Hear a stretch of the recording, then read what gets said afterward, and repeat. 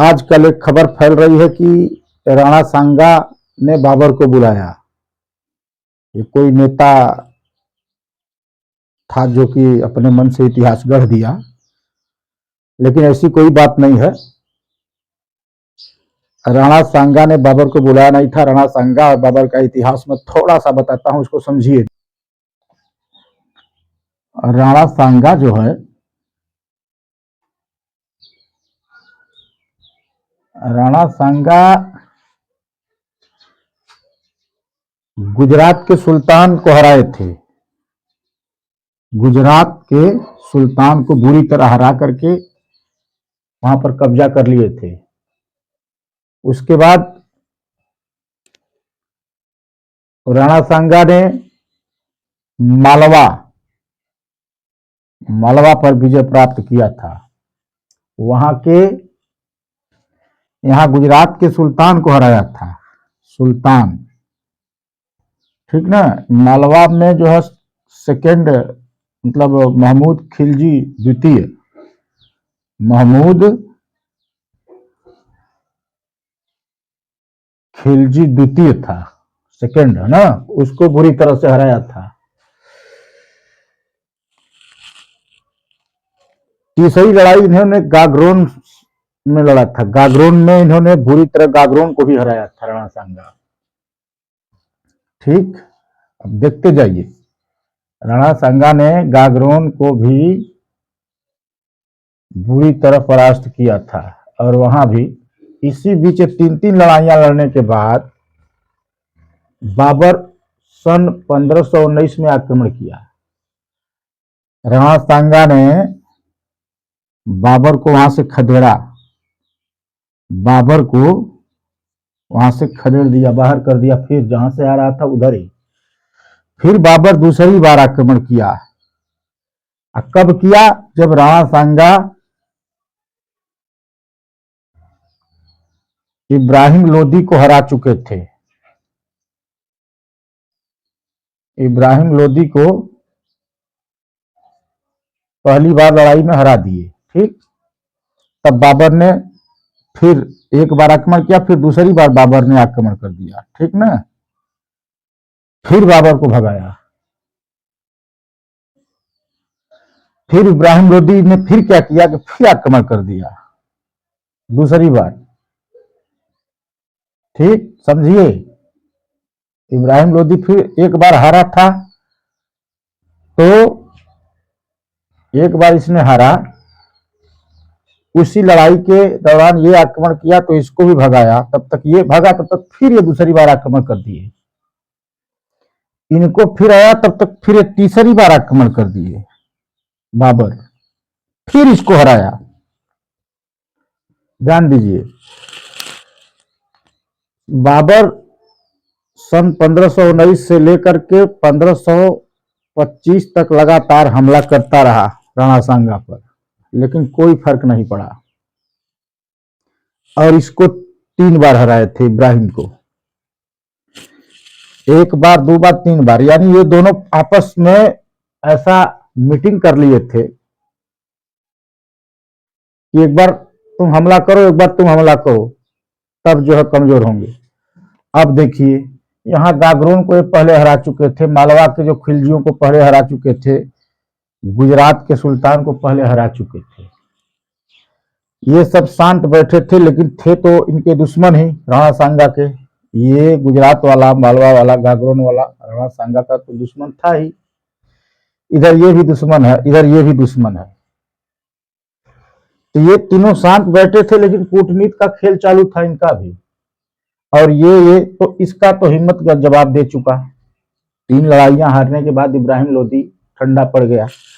लेकिन इसको बाबर को जो है कुछ दिखा, अरे यार, भले मैं लड़ाई हार रहा हूं, लेकिन वहां पर जीता जा सकता है, इसलिए कि वहां पर बड़ा फूट है। तो बाबर वहां पर चुप नहीं बैठा। वो किया क्या कि पता लगाने लगा कि वहां की कमजोर कड़ी क्या है। तो कमजोर कड़ी में इसको मिलता है, इससे मित्रता करता है, इससे मित्रता करता है, इससे मित्रता करता है। बाबर तीनों मित्रता करता है। तब तक यहां से इसको खबर मिल जाती है दौलत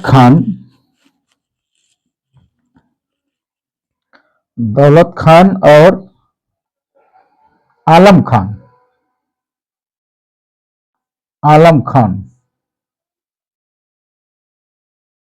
ये दोनों असली गद्दार थे इब्राहिम लोदी के लिए।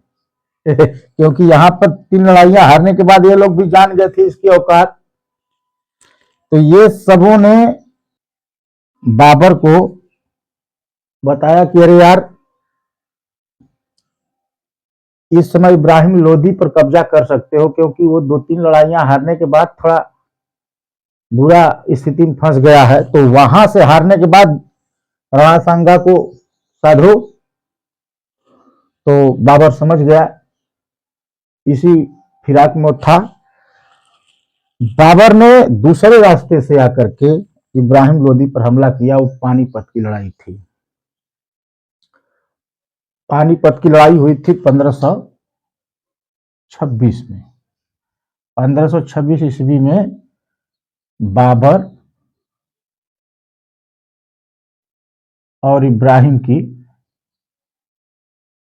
लड़ाई हुई थी, इब्राहिम लोदी की। इब्राहिम लोदी बुरी तरह हार गया। ठीक लो, बुरी तरह हार गया। बाबर ने इस जीत में दिल्ली पर और आगरा पर कब्जा कर लिया। कहां पर? दिल्ली, आगरा।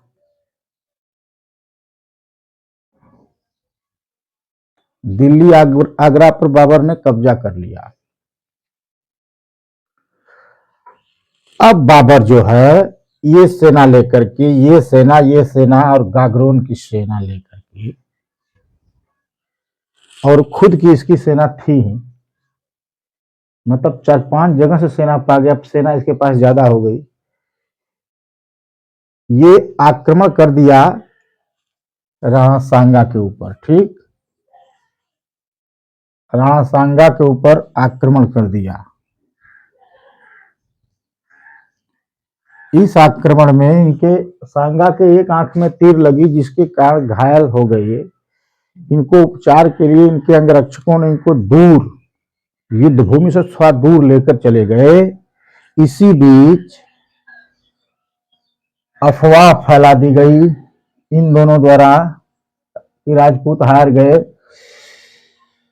अफवाह के कारण सेना भी छोटी थी राजपूत राजाओं की सेना छोटी होने के कारण, अफवाह के कारण ये लड़ाई हार गई। हारने के बाद ये राणा सांगा आंख में तीर लगने से एकांत में आराम कर रहे थे। तो इनके विरोधियों ने मिलकर के इनको जहर, राणा सांगा को जहर दिया और राणा सांगा मर गए। और ये आक्रमण हुआ था जो है दोबारा वाला राणा सांगा पर, ये सबको मिला के जो आक्रमण किया था ये, और 1527 में हुआ था।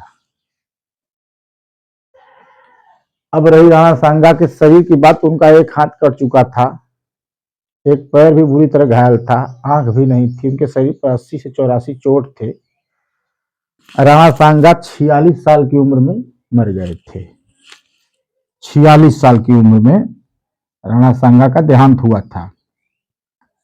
इसी लड़ाई में बाबर ने इनको हरा करके मेवाड़ पर कब्जा किया।